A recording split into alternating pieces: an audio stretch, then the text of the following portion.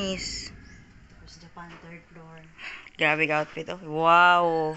Ang liki sa tiyan. Perting klaro, ha? Hello, mga Bisaya. This video is just a very quick update. My mom is leaving papuntang Manila. So, hinatid namin siya sa airport. Kaya, I woke up very, very early to cook breakfast. Kasi yung flight niya is very early din. So, ayan natin si Madam.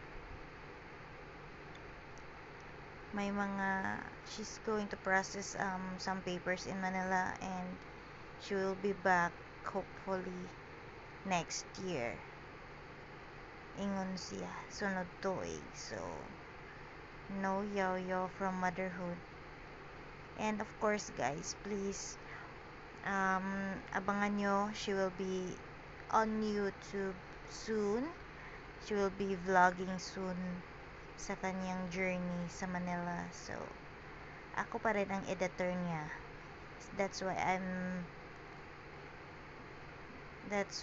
I am uploading lots of pictures, so videos, so that ma-free yung space kasi nag-full na yung na-full na yung memory. So ayan, adios mama, see you next year.